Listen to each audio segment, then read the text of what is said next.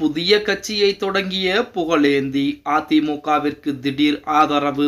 நண்பர்களே, அதிமுக தொண்டர்களாக இருந்தீங்க அப்படின்னா மறக்காம நம்ம சேனலை சப்ஸ்கிரைப் பண்ணிட்டு இந்த வீடியோக்கு ஒரு லைக் பண்ணிருங்க.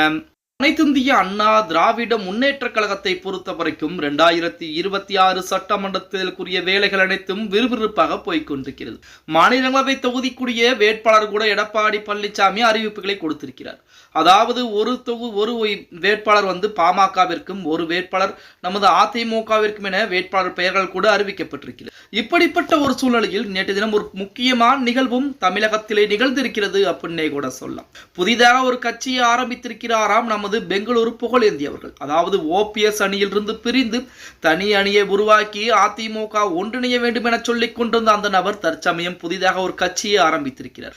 ஓபிஎஸ்ஐ நம்பி போய் நடுத்தருவிற்கு வந்த புகழேந்தி அவர்கள், நான் புதியதாக ஒரு கட்சியை ஆரம்பித்து அந்த கட்சியை அதிமுக கூட்டணிக்கு 2026 சட்டமன்ற தேர்தலிலே ஆதரவுகளை கொடுக்கக்கூடிய வகையிலே அமைக்கப் போகிறேன் வார்த்தைகளையும் சொல்லி இருக்கிறார் அப்படின்னே கூட சொல்லு. அது மட்டுமல்லாமல் புகழேந்தி அவர்களை பொறுத்த வரைக்கும் எடப்பாடி பழனிசாமிக்கு எதிராக வழக்குகளை தொடுத்தவர். அந்த வழக்குகள் என்பது ஓபிஎஸ் தூண்டுதலின் பேரில் ஓபிஎஸ்ஸின் மூலமாகத்தான் வழக்குகள் என்பது தொடுக்கப்பட்டது. பெங்களூரு புகழேந்தி அவர்கள் கூட தனி கட்சி என்பது ஆரம்பித்திருக்கிறார். ஆனால் ஓபிஎஸ் ஆல் ஒரு கட்சியை ஆரம்பிக்க முடியாமல் திமுகவின் காலடியிலே விழுந்து விட்டார் அப்படின்னே கூட சொல்லலாம். இப்படிப்பட்ட ஒரு சூழலில் நேற்று தினம் ஓபிஎஸ் கூட 1 லட்சம் தொண்டர்கள் மிக விரைவாக திமுகவிலே இணைக்க இருக்கிறேன் அப்படிங்கிற மாதிரி வார்த்தையும் பயன்படுத்தி இருந்தார். அவருடைய ஆதரவாளர்கள் அனைவருமே அதிமுக இணைந்து கொண்டிருக்கூடிய இந்த வேளையிலே நமது பெங்களூரு புகழேந்தி அவர்கள் பார்த்தீங்கன்னா அதிரடியா ஒரு வேலையும் பார்க்க ஆரம்பிச்சிருக்கிறார். அதிமுகவை சேர்ந்த முன்னாள் நிர்வாகி பெங்களூரு புகழேந்தி புரட்சி அதிமுக என்ற புதிய கட்சியை தொடங்கி இருக்கிறார். புரட்சி என்பது எம்ஜிஆர் மற்றும் ஜெயலலிதாவை குறிப்பதாகவும் அவர் விளக்கம் அளித்திருக்கிறார்.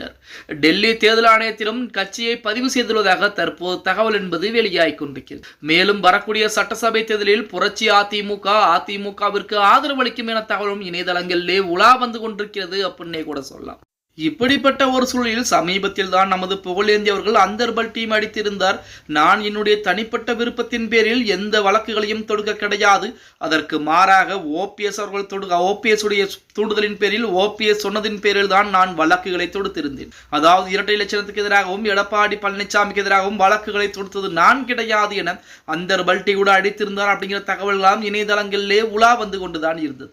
இப்படிப்பட்ட ஒரு சூழலில் நமது ஓபிஎஸ்க்கு மிகவும் ஆதரவுகளை கொடுத்து பிற்காலத்திலே ஓபிஎஸ் உடைய செயல்பாடுகள் என்பது பிடிக்காத காரணத்தினால் தனி அணியை உருவாக்கிய நமது புகழேந்தி அவர்கள் தற்சமயம் புரட்சி அதிமுக என்ற பெயரிலே புதிதாக கட்சியை ஆரம்பித்திருப்பது அரசியல் வட்டாரத்திலே மிகப்பெரிய ஒரு பேசுபொருளாக பேசப்பட்டுக் கொண்டிருக்கிறது அப்படின்னே கூட சொல்லலாம்.